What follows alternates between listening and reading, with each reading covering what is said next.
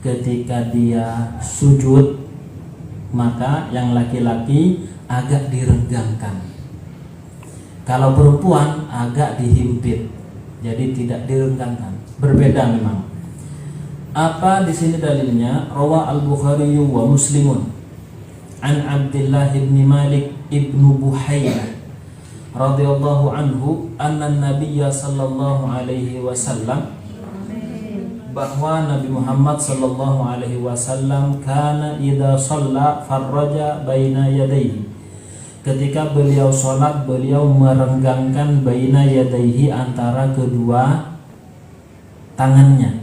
Jadi ketika sujud Rasulullah enggak gini, enggak sampai seperti ini, tapi begini. Beda dengan perempuan agak dekat, tapi tidak seperti terlalu gitu. Jadi sedang. Kalau laki-laki justru harus terbuka seperti ini. Hatta yabdua bayadha ibtaihi, sampai-sampai terlihat bayadha ibtaihi, putihnya ketiak Rasulullah SAW. Ini hanya ungkapan sahabat, tidak benar-benar kelihatan ketiaknya ya. Karena tentu Rasulullah menggunakan pakaian yang menutup sama kayak gini, sehingga ketiaknya tidak terlihat secara kulitnya. Jadi sahabat hanya mengungkapkan saja, seakan-akan kalau misalkan nggak pakai baju, ketiaknya itu kelihatan putih sekali. Cuman Rasulullah tetap pakai baju. Jadi dilihat dari belakang itu kelihatan. Nah, wa inda Abi Daud wa Tirmidzi, menurut Abi Daud dan At-Tirmidzi, hadis yang beliau riwayatkan an Abi Humaidin, dari Abu Humaid radhiyallahu anhu, najja yadaihi an jambaihi, beliau merenggangkan, najja itu merenggangkan, yadaihi kedua tangannya, an jambaihi jauh dari kedua lambungnya, jadi nggak sampai ke perut. Wa wada'a kaffaihi, dan beliau meletakkan kedua telapak tangannya, hadwa mankabaihi, lurus dengan pundaknya. Jadi ketika sujud nggak terlalu begini, tapi di sini. Itu Rasulullah. Yujafi, maksudnya dalam hadis yujafi adalah yarfa'u, mengangkat, wa yubaidu, dan menjauhkan, sama dengan yang kita artikan tadi. Jadi itu yang pertama ya. Jadi perempuan memang harus agak menghimpit begitu. Kenapa? Li'annahu astar, karena itu lebih tertutup bagi wanita. Karena memang wanita harus tertutup, tidak seperti laki-laki. Wa yukillu batnahu an fakhidaihi, dan mengangkat, laki-laki itu mengangkat batnahu, perutnya, an fakhidaihi, dari kedua pahanya. Jadi ketika sujud memang lurus kayak gitu kan, antara yang belakang ke kepala lurus, nggak sampai seperti ini. Kan biasanya kalau lagi capek langsung diletakkan perutnya itu karena capek. Nah di sini tidak seperti itu, laki-laki tidak seperti itu. Jadi dia harus mengangkat batnahu, perutnya, an fakhidaihi, dari kedua pahanya, fir ruku'i was sujudi, baik dalam keadaan ruku' ataupun sujud. Begitu ya. Dalam hadisnya apa? Rawa Abu Daud an Abi Humaidin, dari Abi Humaid, fi sifati salati Rasulullah sallallahu alaihi wasallam, yaitu tentang sifat salatnya Rasulullah sallallahu alaihi wasallam. Beliau berkata, wa idza sajada, ketika beliau sujud, farraja, beliau merenggangkan baina fakhidaihi, antara kedua pahanya, ghairu hamilin, tidak membebankan, batnahu, perutnya, ala syai'in min fakhidaihi, kepada sesuatu pun dari pahanya itu tadi. Jadi diangkat. Yukillu dalam hadis ini maksudnya apa? Yarfa'u wa yahmilu, yaitu mengangkat dan membawanya. Jangan dilepaskan tapi dibawa. Nah, ini khusus laki-laki semua ya. Jadi perempuan tidak sama dengan ini. Kemudian wayajharu, dan mengangkat suara, mengeraskan suara, fi maudhi'il jahri, di tempatnya mengeraskan suara, seperti salat subuh, isya, maghrib. Wa idana bahu syai'un, jika mengingatkan imam syai'un, sesuatu, fi sholati, di dalam salatnya, sabbaha, maka dia bertasbih. Jadi kalau makmumnya laki-laki ingin mengingatkan imam yang misalkan lupa surat kayak gitu, atau misalkan lupa gerakan yang seharusnya misalkan tasyahud awal diingatkan bagaimana, maka sabbaha dia mengucapkan subhanallah, begitu, subhanallah, begitu ya.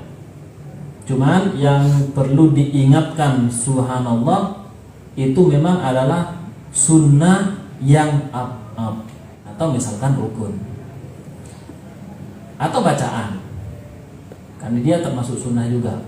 Tapi kalau sunnah hayah yang kita sebutkan di awal ya, misalkan dia lupa duduk istirahat, ada duduk istirahat antara dia selesai dari sujud kemudian naik ke atas itu kan ada istirahat sedikit, kemudian kita tahu imamnya tidak melakukan, maka tidak perlu untuk diingatkan kemudian mengatakan subhanallah.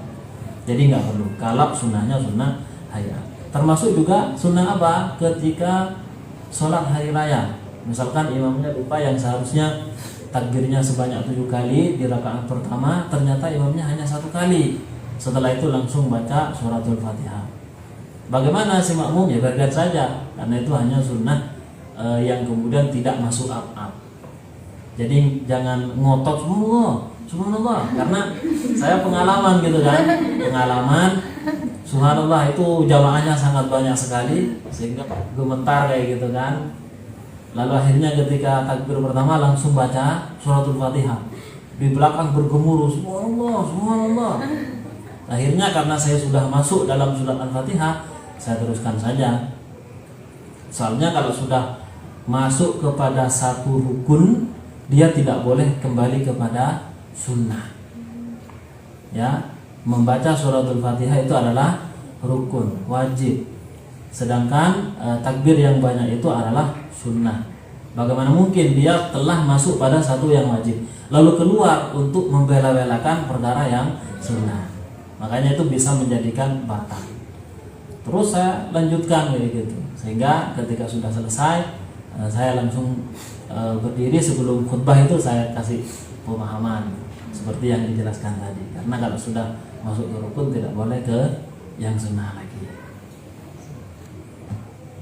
Nah, wa idza nabahu syai'un fi sholati sabbaha. Dalilnya apa? Ai idza hasala li imamihi aw ghairihi syai'un, apabila terjadi pada seorang imam aw ghairihi atau selainnya syai'un sesuatu, wa arada an yunabbihahu, dan dia ingin mengingatkannya, qala, maka dia mengatakan subhanallah. Subhanallah. Termasuk misalkan kita dipanggil-panggil oleh kawan kita misalnya, maka kita bisa mengatakan subhanallah. Dipanggil lagi subhanallah dalam keadaan apapun, berdiri, ruku ataupun sujud dan yang lainnya. Maka nanti temannya akan faham. 5. Rawahul Bukhari, karena riwayat Bukhari wa Muslimun an Sahl bin Sa'ad radhiyallahu anhu anna Rasulullah, bahwa Rasulullah sallallahu alaihi wasallam qala, beliau bersabda, man rabahu syai'un, barang siapa ragu pada sesuatu, fi sholatihi, dalam salatnya, fal yusabbih, maka hendaknya dia bertasbih. Fa innahu idza sabbaha, karena sesungguhnya ketika dia mengucapkan tasbih, ultufita ilaihi, maka akan diperhatikan. Maksudnya dia akan ingat. Makanya imam kalau lupa, dia akan langsung memperhatikan ternyata ada bacaan yang kurang atau yang salah, sehingga dia akan membenarkan. Kalau imamnya masih nggak ingat lagi, maka si makmum boleh menyambung ayatnya. Kalau misalkan langsung menyambung ayatnya dari awal, ya tidak apa-apa juga, tidak mengapa. Nah, wa innamat tasfiqu lin-nisa'i, dan sesungguhnya at-tasfiqu tepuk tangan lin-nasi lin-nisa'i bagi seorang wanita. Jadi kalau wanita ingin mengingatkan imamnya, itu nanti tepuk tangan. Tepuk tangannya seperti ini. Ini ya. Jadi tangan yang kiri ditepuk oleh telapak tangan yang kanan. Jangan seperti ini. Itu nanti tepuk tangan yang biasanya. Jadi seperti itu. At-tasfiq, yang dimaksud at-tasfiq guna darbu zahiril kaffil yusra, menepuk punggung telapak tangan yang kiri bi batinil kaffil yumna, dengan ini bagian dalam telapak tangan yang kanan. Robahu, maksud dari robahu yaitu jika ragu adalah syakka fi amrin yahtaju ila tambihin, dia ragu dalam sesuatu yang perlu untuk diingatkan. Walafdu Muslim, yang lafaz Muslim adalah nabahu, man nabahu syai'un, ay asabahu syai'un yuhtaju fihi ila i'lamin, yaitu asabahu syai'un, terkena sesuatu yang dibutuhkan untuk diberitahu, misalkan karena lupa atau karena salah ayat dan yang lainnya. Jadi seperti itu caranya ya. Jadi kalau laki-laki bertasbih. Wa auratur rajuli ma baina surratihi wa rubbatihi, dan auratnya laki-laki khususnya di dalam salat, ma baina surratihi adalah apa-apa yang ada antara surrah yaitu pusar, wa rubbataihi, dan ini lutut, kedua lututnya, maka harus lebih ya. Rawa ad-Daruqutni wal Baihaqi marfu'an, ma fawqar rubbataini minal awrah, apa yang ada di atasnya, apa yang ada di atasnya kedua lutut, minal awrati, termasuk aurat. Wa ma asfala minas surrati minal awrah, dan apa yang ada di bawahnya pusar, minal awrati, maka itu juga termasuk aurat. Kalau laki-laki baik di dalam sholat ataupun di luar, maka auratnya sama. Ini khusus laki-laki. Rawal Bukhari an Jabirin annahu shalla fi thawbin wahidin, bahwa Jabir sholat fi thawbin wahidin, dalam menggunakan satu baju.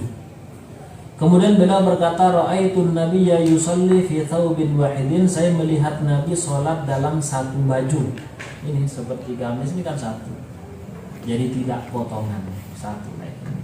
Wa fi riwayatin, dalam riwayat lain, shalla Jabirun fi izarin, dalam riwayat lain Jabir sholat menggunakan sarung saja. Qad aqadahu min qibali qafahu, yang mana dia ikat di belakang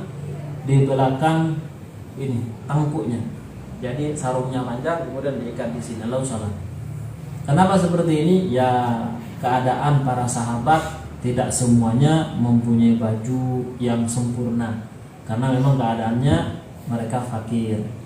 Ada memang yang kaya seperti misalkan Sayyidina Utsman, itu kan termasuk saudagar, bahkan Abu Bakar juga, Abdurrahman bin Auf. Di antaranya kalau Jabir ini adalah orang yang sederhana, sehingga kalau sholat seperti ini.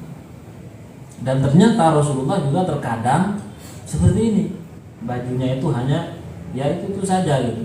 Wal izaru, adapun izar adalah fil galib, secara galibnya adalah thawbun yasturu wasatal jismi, dia adalah semacam baju yang menutup pertengahan badan ke bawah.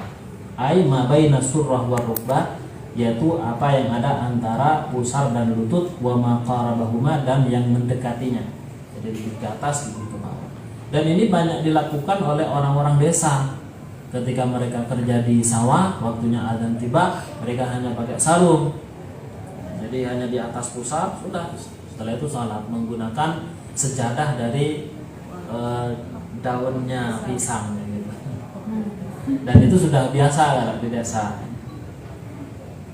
Nah, kemudian selanjutnya wal mar'atu, kalau perempuan bagaimana? Wal mar'atu, adapun wanita, tadumu ba'daha ila ba'din, dia harus merapatkan. Tadumu, dhamma ya dumu itu mengumpulkan, merapatkan, ba'daha sebagian anggota badannya, ila ba'din kepada sebagian anggota badan yang lain. Rawa al-Baihaqi, menurut riwayat al-Baihaqi, annahu sallallahu alaihi wasallam, bahwa Rasul bersabda, marra ala imra'ataini tusalliyani, beliau melewati dua perempuan yang sedang salat. Lalu kemudian Rasulullah bersabda, idza sajadtuma, kalau kalian sujud, fadumma, maka hendaklah dirapatkan ba'dal lahmi, sebagian tubuh, ilal ardi, kepada bumi. Maksudnya benar-benar dirapatkan. Fa innal mar'ata laysat fi dzalika karrajuli, karena sesungguhnya wanita dalam hal ini, dalam sujud, dalam ruku, itu tidak sama dengan laki-laki. Ya memang harus berbeda. Kemudian yang kedua, wa takhfidu sautaha, dan hendaknya dia memelankan suaranya, merendahkan suaranya, bihadratir rijalil ajanib, di hadapan laki-laki asing. Jadi yang bukan mahram, ketika dia misalkan baca Al-Quran, maka hendaknya dia dipelankan. Atau dia sedang baca surat di dalam sholatnya itu, maka hendaknya dia dipelankan, walaupun sholatnya adalah sholat yang dikeraskan. Jadi seperti itu ya. Nah, kembali lagi, ini bukan permasalahan bahwa suara wanita adalah aurat. Tidak seperti itu. Yang akan menjadi bermasalah dan ulama sepakat menganggap aurat ketika mendayu-dayukan suara, melemah-lemahkan suara, mengenak-enakkan suara di hadapan laki-laki yang asing. Dalilnya apa? Kok kemudian direndahkan suaranya? Khasyatal fitnah, karena takut terjadi fitnah. Jadi bisa merusak kualitas agama seseorang, itu fitnah. Potensi rusaknya agama itu disebut dengan fitnah. Bukan kemudian difitnah telah meracuni, bukan hanya itu fitnah. Jadi fitnah itu potensi yang kemudian membuat rusak agamanya seseorang atau akhlak seseorang. Qala ta'ala, Allah berfirman, fala takhda'na bil qawli fayatma'a alladhi fi qalbihi marad. Fala takhda'na, maka janganlah kalian tundukkan bil qawli, suara. Jangan dilemah-lemahkan, disayu-sayukan kayak gitu. Fayatma'a, sehingga akan berkeinginan alladzi fi qalbihi marad, orang yang di dalam hatinya ada penyakit. Ya, dia akan istilahnya yaitu penyakitnya akan timbul, akan muncul karena dia mendengar suara wanita yang begitu istilahnya menggemaskan. Akhirnya dia karena di dalam hatinya memang marad itu penyakit gitu kan, penyakit maksiat, akhirnya dia tidak kuat. Bisa saja dia akan berbuat jahat pada wanita tersebut. Makanya dalam Islam benar-benar dijaga. Sebagian salaf, wanita salaf itu sampai mengengam ya. Jadi dia mengengam batu di bawah di mulutnya, sehingga kalau bicara belepotan nggak jelas ke laki-laki lain, sehingga suaranya tidak menarik sama sekali. Kalau suaranya tidak menarik sama sekali, walaupun orang yang di hatinya ada penyakit, biasanya nggak suka gitu kan. Jadi istilahnya ada batunya, ditaruh batu memang, sehingga suaranya mirip, ya nggak mirip laki-laki, artinya membesar gitu kan suaranya, tidak mendayu-dayu. Ada yang datar kalau ngomong, kalau sesama yang kepada yang bukan mahramnya. Ini beli berapa Mbak? 1 kilo. Jadi datar gitu, sehingga orang yang di hatinya ada penyakit tidak berkeinginan lagi. Takhda'na bil qaul, maksudnya ayat ini adalah tuliyinna kalamaki, yaitu melembutkan suaramu. Kemudian marad adalah fusukun wa qillatu wara'in, maksudnya ada sifat fasik dan sedikit kewaraannya, jadi tidak berhati-hati dalam agama. Nah, wahada, adapun ayat ini yadullu, menunjukkan ala anna sautal mar'ati, bahwa sesungguhnya suara wanita qad yuthirul fitnata, bisa saja terkadang menimbulkan fitnah. Fayutlabu minha khafdu saut, sehingga dituntut kepada wanita untuk merendahkan suaranya bihadratil ajanib, di hadapan laki-laki yang bukan mahramnya. Nah, makanya kalau memang mau hati-hati betul musabaqah tilawatil Quran, seharusnya nggak ada untuk anak wanita, anak perempuan kayak gitu ya. Takutnya orang yang mendengar, soalnya kan musabaqah tilawatil Quran itu kan sangat memang dilakukan, sehingga orang yang di hatinya ada penyakit takutnya menimbulkan fitnah. Nah, untuk lebih hati-hati bisa ditiadakan saja untuk wanita itu, yang ada hanya untuk laki-laki saja. Tapi ya kembali kepada kebijakan. Nah, ala kulli hal seperti itu. Kemudian selanjutnya, wa idza nabaha syai'un fi sholati saffaqat, ketika dia ingin mengingatkan imamnya fi sholati di dalam salat, sofakot, maka dia bertepuk tangan seperti yang cara tadi disebutkan. Wa jami'u badanil hurrati, adapun seluruh badannya wanita yang merdeka, bukan wanita itu budak, auratun adalah aurat, illa wajhaha wa kaffaiha, kecuali wajah dan kedua telapak tangannya. Ini di dalam salat. Kalau di luar sholat, yang masyhur di dalam mazhab Syafi'i adalah seluruh badannya. Liqaulihi ta'ala, karena firman Allah Subhanahu wa ta'ala, wala yubdina zinatahunna illa ma dhahara minha. Janganlah menampakkan wanita itu zinatahunna, perhiasan mereka, illa ma dhahara minha, kecuali apa yang biasa nampak dari dirinya.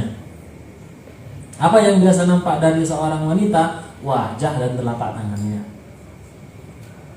Wal masyhur 'indal jumhur, adapun yang masyhur 'indal jumhuri, menurut jumhur ulama, annal murada bizinati, yang dimaksud dengan perhiasan di sini adalah mawadhi'uha, tempatnya perhiasan.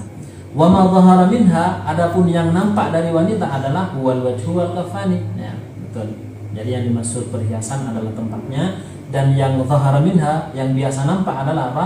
Wajah dan kedua telapak tangan. Ini menurut Ibnu Katsir. Rawa Abu Daud wa ghairuhu an Ummi Salamah, dari Ummu Salamah radhiyallahu anha, salah satu istri Rasulullah, annaha sa'alatin nabiyya, bahwa beliau bertanya kepada Rasulullah sallallahu alaihi wasallam, atusallil mar'atu fi dir'in wa khimarin wa laysa 'alaiha izar? Apakah seorang wanita sholat fi dir'in, menggunakan baju, wa khimarin, dan kerudung, walaysa 'alaiha izar, dan dia tidak menggunakan bawahan. Kalau mukena yang di Indonesia kan ada mukena potong, itu atasnya, kemudian ada bawahannya, itu bawahannya disebut dengan izar. Qala, kemudian Rasul bersabda, idza kana dir'u sabiqan, kalau sekiranya bajunya itu panjang, yughatti, yang kemudian menutup zuhura qadamaiha, yaitu zahir dari kedua kakinya. Kalau memang seperti itu, kata Rasulullah, ya maka boleh. Berarti apa? Mukena yang panjang itu. Ada mukena terusan, ada mukena potong. Nah, kan di sini ada yang terusan, ada yang potong. Makanya Ummu Salamah bertanya, kalau enggak pakai bawahan gimana Nabi? Kalau memang panjang dari atas ke bawah, menutup kedua kaki, maka itu boleh. Tapi kalau misalkan tidak sampai menutup itu tidak boleh. Makanya nanti diperlukan bawahan itu tadi.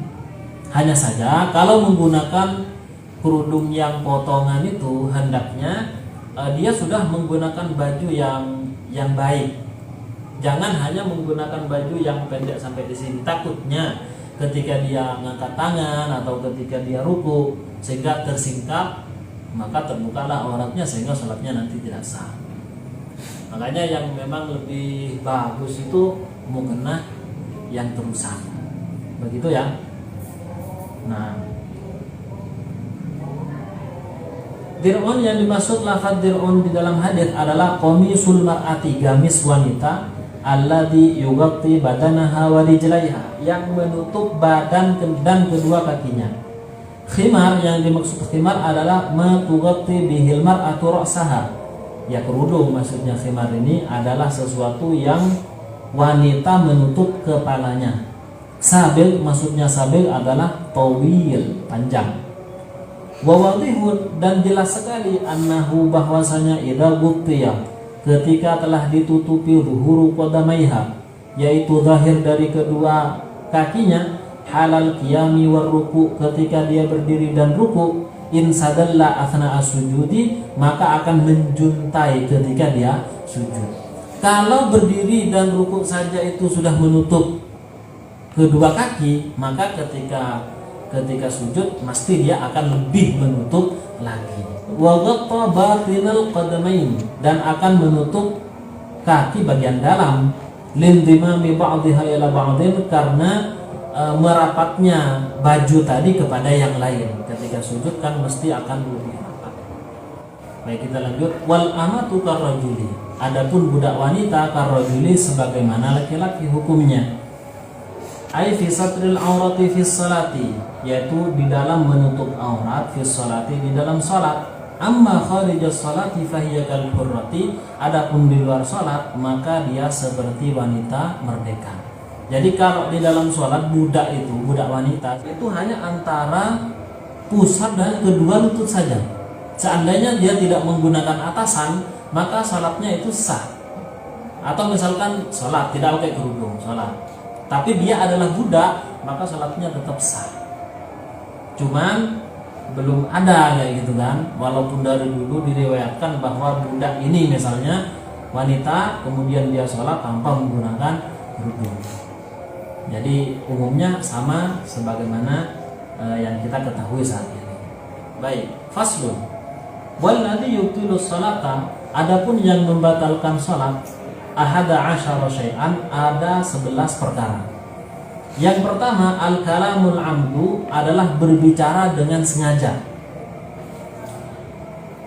Rawa al-Bukhari wa Muslimun, Bukhari dan Muslim meriwayatkan an Zaid bin Arqam, dari Zaid bin Arqam radhiyallahu anhu qala, beliau berkata, qala kunna natakallamu fis shalah, dulu kami ngomong-ngomong di saat sholat. Jadi pada awal-awal kewajiban sholat, pembicaraan itu masih belum dilarang di dalam sholat. Jadi ketika sholat ya tanya kabar, kemudian cerita-cerita kayak gitu. Jadi di saat sholat berbicara. Yukallimu ahaduna akhahu fi hajatihi. Jadi salah satu dari kita, ya masing-masing dari kita, yukallimu akhahu, dia ngomong pada saudaranya fi hajatihi, tentang kebutuhannya. Gimana nanti setelah sholat ini? Allahu Akbar. Mau ke sawah sama Allah. Iya, kita ke sana. Itu pada awal-awalnya, dan itu tidak dilarang, dan sholatnya sah. Sampai kemudian hatta nazalat hadhil ayat, sehingga turun ayat ini apa? Hafidhu ala sholawati was salatil wusta wa qumu lillahi qanitin. Jagalah sholat 5 waktu itu, was salatil wusta, dan sholat pertengahan. Ulama banyak menafsirkan sholat pertengahan adalah sholat asar. Wa qumu lillahi qanitin, dan tegaklah beribadah kepada Allah qanitin, dalam keadaan khusyuk. Nah, kalau khusyuk berarti ya tidak akan ngomong-ngomong lagi. Makanya kemudian dijelaskan oleh Rasulullah, ini larangan untuk berbicara di dalam sholat, yaitu pembicaraan manusia pada umumnya. Kalau dia berbicara kepada Allah dengan surat Al-Fatihah, ihdinas siratal mustaqim, itu kan berbicara juga. Innama idza qara'al Qur'an innama yunaji rabbah. Jadi kalau baca Quran itu kan lagi ngobrol sama Allah, munajat sama Allah. Nah, itu boleh. Ini omongan manusia pada umumnya itu dilarang. Fa'amarona bisukuti, lalu Nabi menyuruh kita untuk diam. Qanitin maksudnya khadi'in, tunduk. Ya tunduk maksudnya khusyuk, ya dia tidak akan berbicara saat sholat.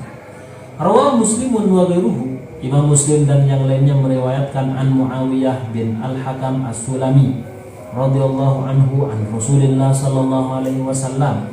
Qala, beliau bersabda, inna hadhihi shalat, sesungguhnya salat ini, salat 5 waktu ini, bahkan salat sunnah juga, la yasluhu, itu tidak pantas, fiha, dalam salat itu, syai'un min kalamin nas, sesuatu pun dari omongan manusia, enggak pantas. Innama huwa tasbih, yang ada dalam salat itu isinya tasbih, wa takbir, dan juga takbir, wa qiraatul Quran, dan membaca Al-Quran. Selain itu dilarang. Kemudian wal amalul katsir, itu yang pertama ya. Permasalahannya kalau misalkan dia baca Al-Quran tapi sekaligus ingin bicara kayak gitu, ingin bicara. Tiba-tiba misalkan kita punya teman, dia mau pinjam buku kayak gitu kan. Mas mau pinjam bukunya, Mbak mau pinjam bukunya. Lalu kemudian pas saat itu kita baca surat misalkan surat apa kayak gitu. Lah kita ingin memberitahu juga gitu kan, ingin memberitahu misalkan ya kitabnya di mana kayak gitu kan. Lalu kita ngambil ayat Al-Quran yang mirip-mirip, misalkan ya Yahya khudil kitaba biquwwah, misalkan khudil kitaba biquwwah, ambillah kitab itu dengan kuat, sambil misalkan sambil melihat ke arah sini misalkan. Itu bagaimana? Ya tergantung.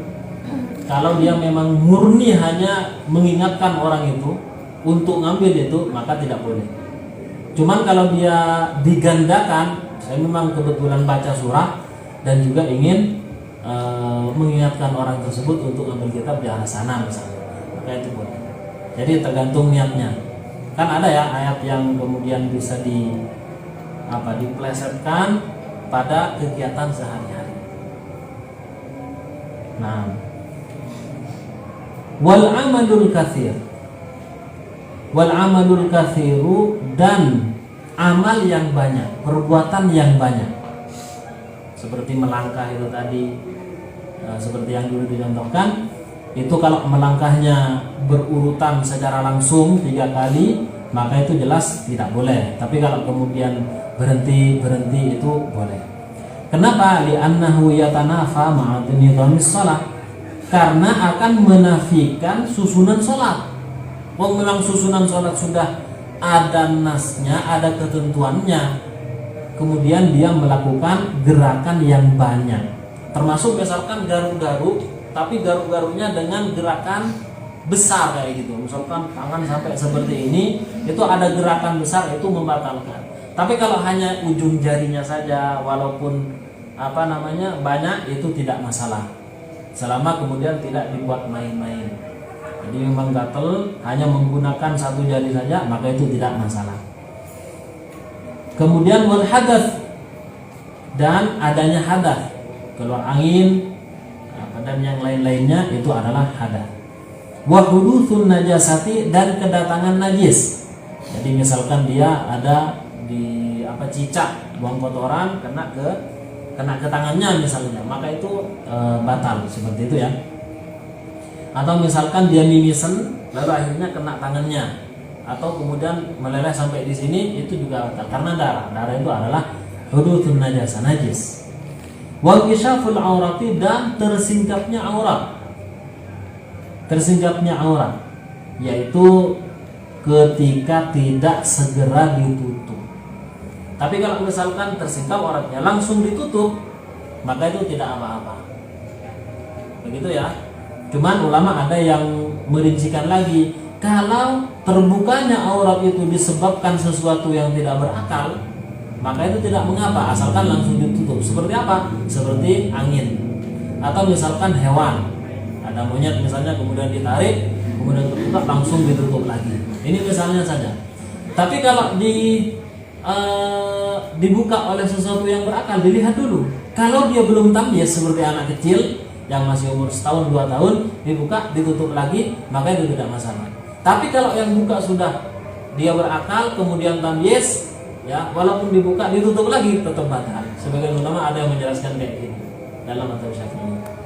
Jadi misalkan temannya sholat, lalu akhirnya dibuka auratnya oleh temannya yang lain, lalu kemudian segera ditutup, tetap batalnya, tetap sholatnya itu batal. Seperti itu. Nah, jadi tersingkapnya aurat, kalau tersingkap langsung ditutup. Wa taghyirun niyati, dan merubah niat. Jadi awalnya kan usolli ya, awalnya dia sholat memang, tapi di tengah-tengah dia merubah niat dengan olahraga misalnya, karena gerakan sholat itu kan mirip-mirip olahraga, ada ininya juga, ada ruku juga gitu kan. Tapi nggak boleh sholat dikatakan sebagai olahraga. Cuman dia merubah niat, yang awalnya memang niat sholat kayak gitu, kemudian merubah dengan niat yang lain, olahraga atau gerakan-gerakan tertentu, maka ini jelas membatalkan sholatnya.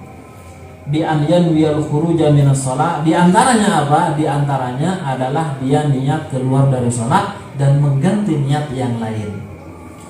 Kemudian wastidbarul kiblati, dan memalingkan diri dari kiblat, berpaling dari kiblat.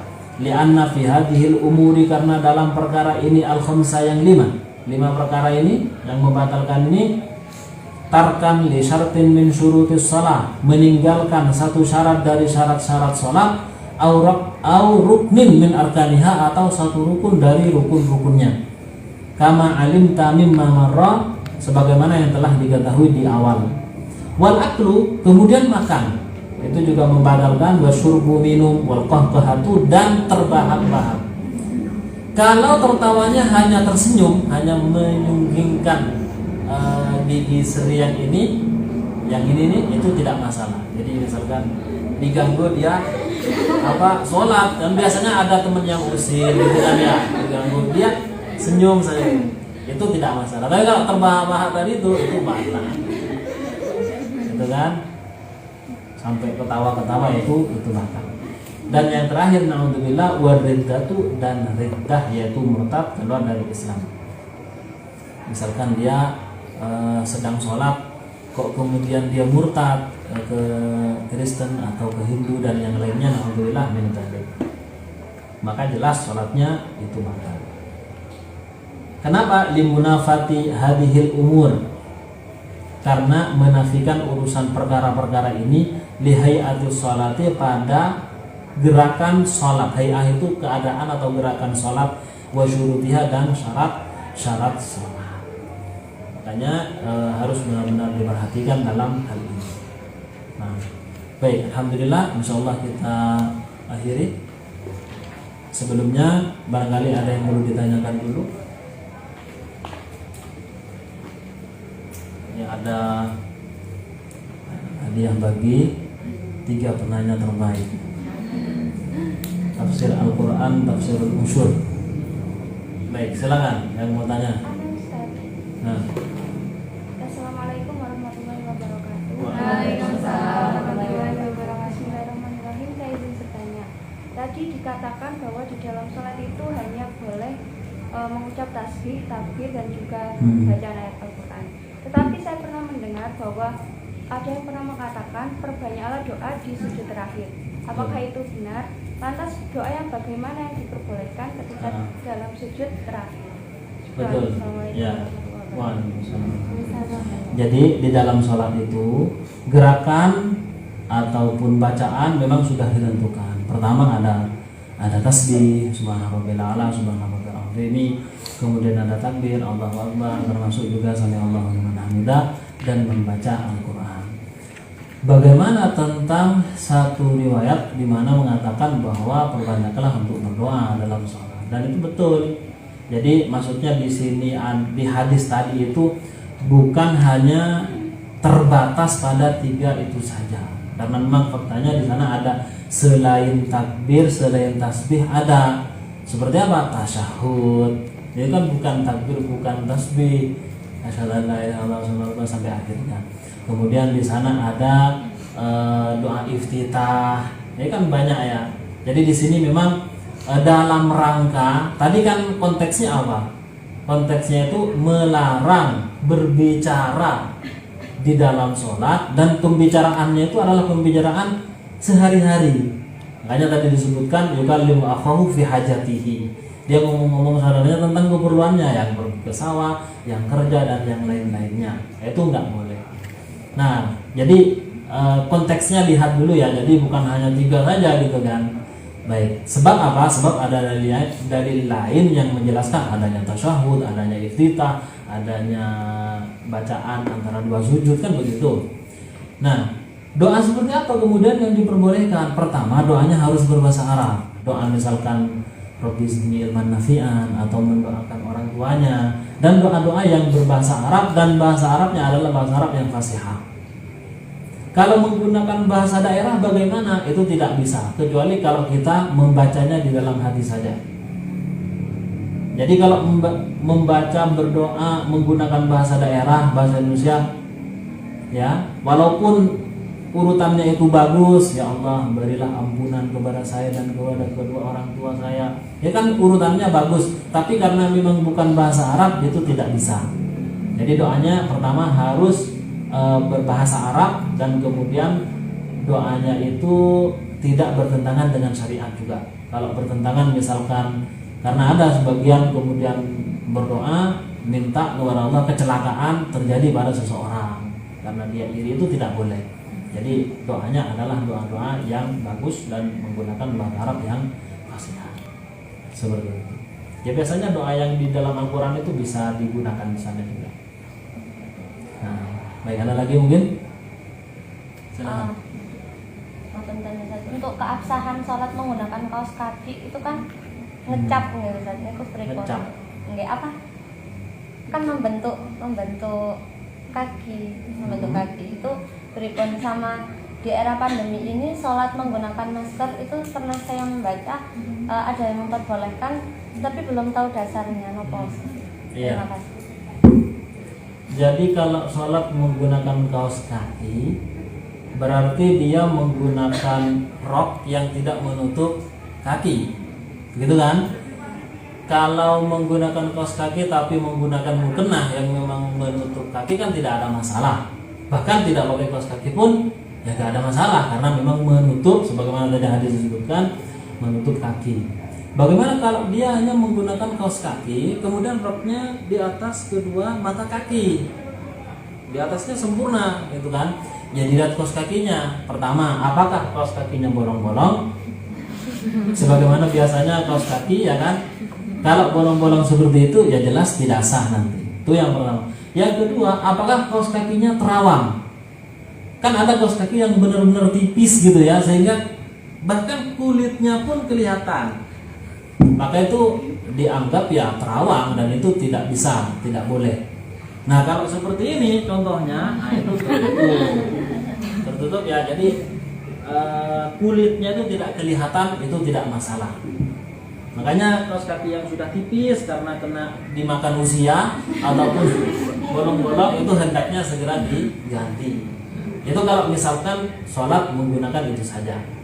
Tapi biasanya umumnya kan orang pakai mukena ya, jadi nggak masalah. Bahkan di masjid-masjid pun ya memang disediakan mukena itu.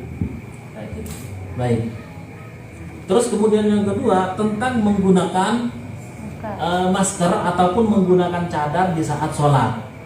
Ulama itu berkesimpulan hukumnya makruh. Ada memang yang mengatakan haram, tapi pendapat ini tidak bisa dipertanggungjawabkan. Tapi itu maksimal sudah orang sholat menggunakan masker ataupun menggunakan cadar, itu hukumnya adalah makruh. Ini wanita ataupun laki-laki. Kalau laki-laki itu hanya masker, tidak cadar. Kalau perempuan bisa masker atau cadar. Seperti itu. Berarti sujud itu tidak harus selamanya kening sama hidung itu nempel di tempat ya. Nah, yang wajib menyentuh adalah kening.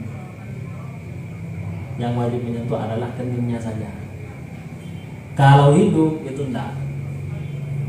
Dan memang dalam mazhab Syafi'i yang diwajibkan memang hanya keningnya.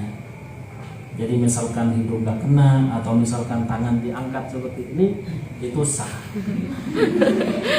Cuman ya nggak ada gitu kan, belum pernah kita lihat umumnya seperti itu. Kalau hidung tidak.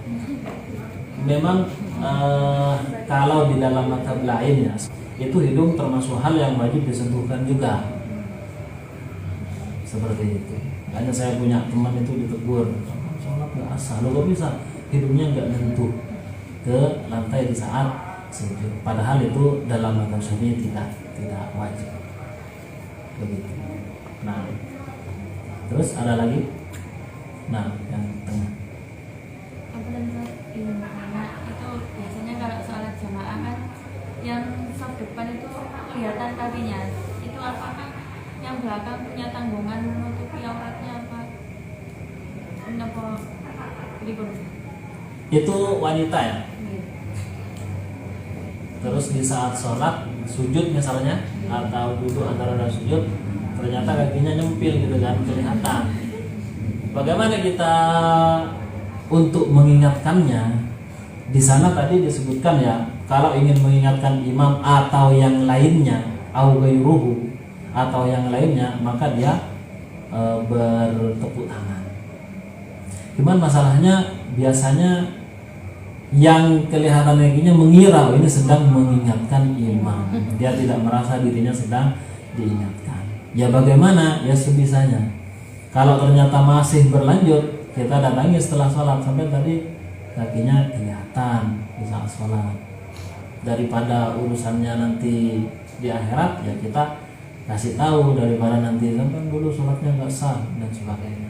Dan ini tanggung jawab yang di belakang ya. Kalau yang sholat dan dia tidak menyadari memang, maka tetap dianggap sah.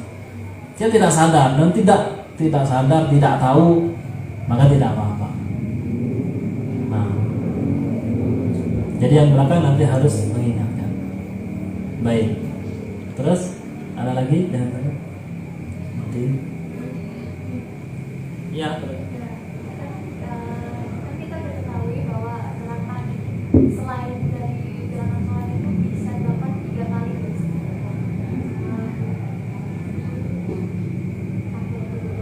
Itu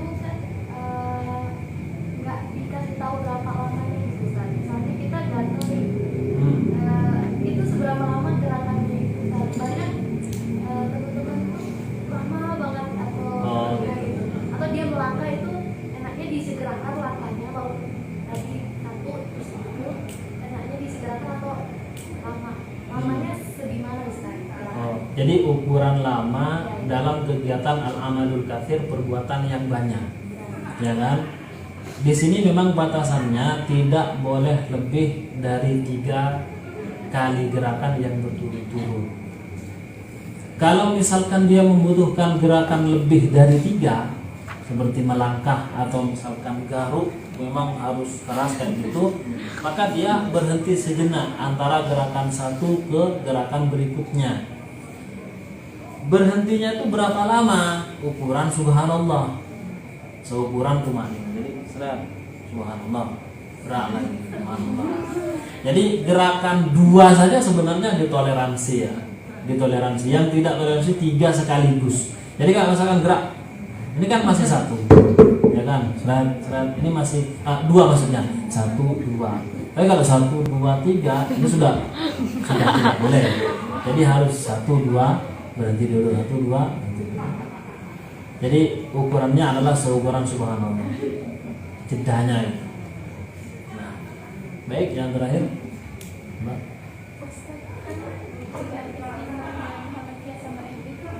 Oh, ini sempat viral kemarin. Jadi Ustaz Hadi Hidayat tidak menemukan ini wajah wajhiyah. Permasalahannya hanya dalam masalah ini sebenarnya. Bedanya hanya ini dan tidak ada ininya. Kan begitu? Apa bedanya? Apa yang signifikan perbedaan sama perbedaan betul perbedaan? Apa?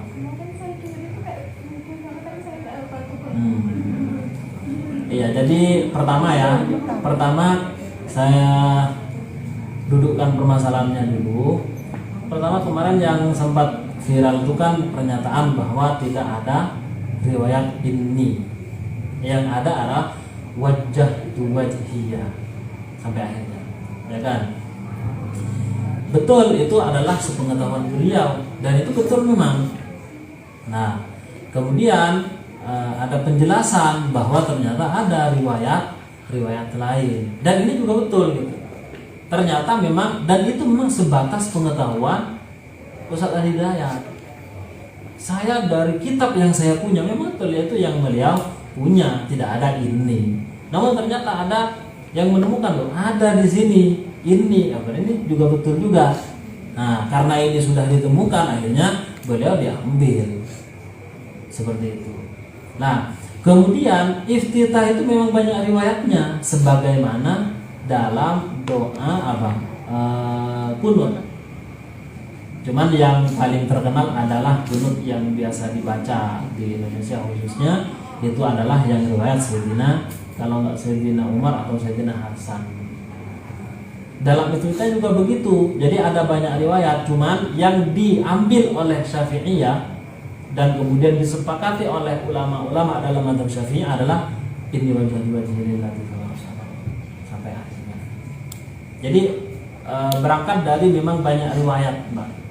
Banyak riwayat, kemudian akhirnya yang diambil dan ditetapkan oleh Syafi'i dan pengikutnya ini, ya sudah, itu yang dipakai. Kalau misalkan mau pakai yang lain, bagaimana? Tidak apa-apa. Sebagaimana kunut, kalau misalkan pakai yang lain selain yang masyhur di antara kita, itu juga tidak ada masalah. Cuman kalau misalkan orang tidak paham di masyarakat, kemudian kita menggunakan itu, takutnya menjadi fitnah, apalagi di kampung.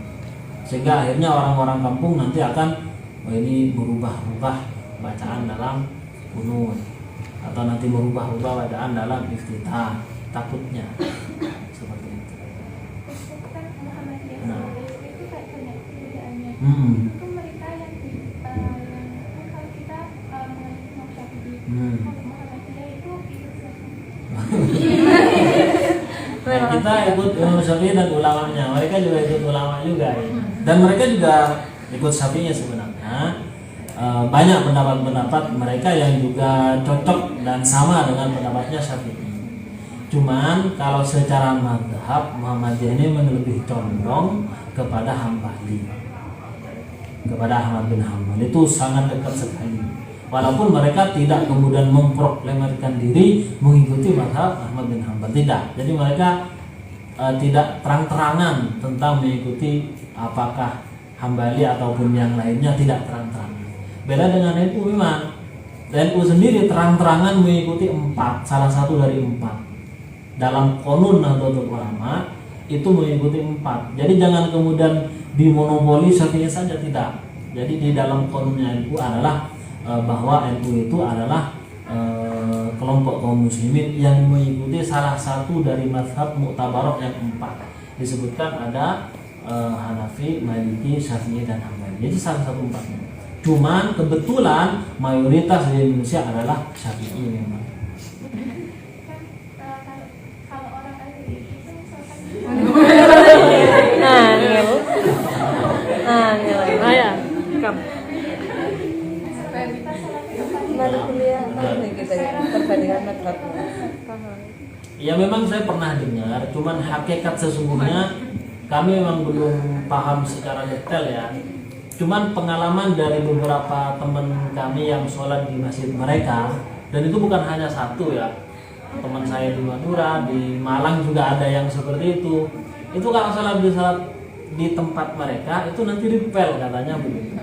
Cuman saya sendiri belum mengalami, hanya mendapatkan kabar yang lebih dari 2 orang katanya seperti itu. Nah, jika memang faktanya sedemikian rupa, fakta seandainya memang seperti itu, ada kemungkinan ketika dia meyakini bahwa selain kelompok mereka adalah najis, selain kelompok mereka itu tidak boleh ada interaksi, tidak boleh kawin dengan mereka, tidak boleh jual beli dengan mereka, nah ini jelas satu kelompok yang dilarang.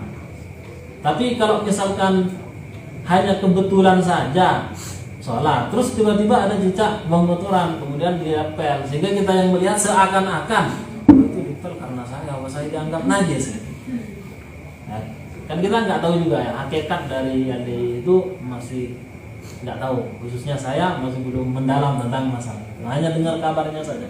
Dan memang ini perlu dibuktikan, perlu dianalisa lebih lanjut sehingga nanti bisa menyimpulkan. Itu begitu ya Mbak. Apa nih Mbak? Baik, sudah? Alhamdulillah. Insya Allah kita lanjutkan di pertemuan yang akan datang. Ini siapa yang terbaik ini? Insya Allah terbaik semuanya. Silahkan digunakan bersama, bisa ditaruh di sini. Baik, terima kasih. Wassalamualaikum warahmatullahi wabarakatuh.